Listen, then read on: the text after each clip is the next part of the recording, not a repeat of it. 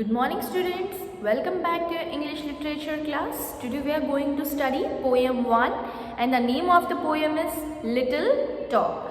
So remove page number 17 in your canopy term 2 textbook.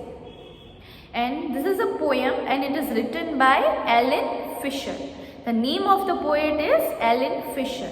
So in this poem you will know how the insects talk, and this poem is dependent on small insects like beetles, bugs and bees.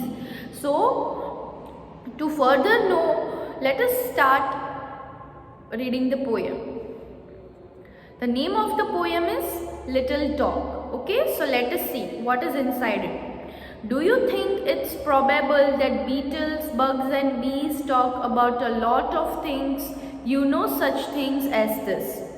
The poet is saying that do you know that it is probable, that it is true. Probable means it could be true. Like the poet is saying that do you think it is true that beetles, bugs and bees, these are all name of insects, they talk about a lot of things. So we don't know what all things they talk about, and the poet is saying that these things are as this. So we will know that what all things are there. The kind of a weather where they live in jungle tall with grass. The weather where they live is the jungle with tall grasses. Insects mostly live in the jungle, means the weather of the jungle is suitable to them. So they live there mostly, and it is with tall grasses. And earthquakes in their villages whenever people pass. Earthquake means sudden shaking of ground. When the ground starts shaking, it is known as earthquake.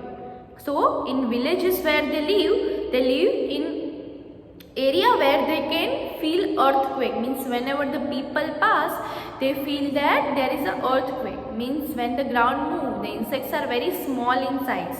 So when the people move around here and there, so they feel like that there is an earthquake because the insects are very small in size. Of course, we will never know if bugs talk very much at all.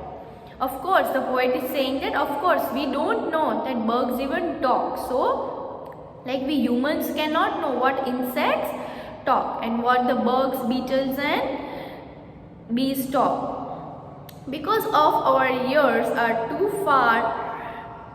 too big, or for talk that is too small. So what is the poet saying? That of course we don't know what they talk because we are too far from them and our ears are too big to hear their talk. They talk but we can't hear their talk because we are very far from them and our ears are too big to understand and listen their talks.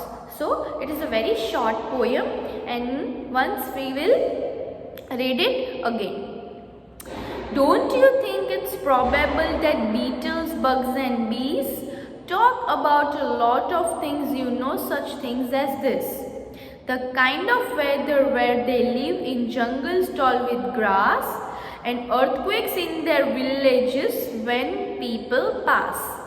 Of course, we will never know if bugs talk very much at all because our ears are far too big for talk that is so small. It is a very simple and a short poem.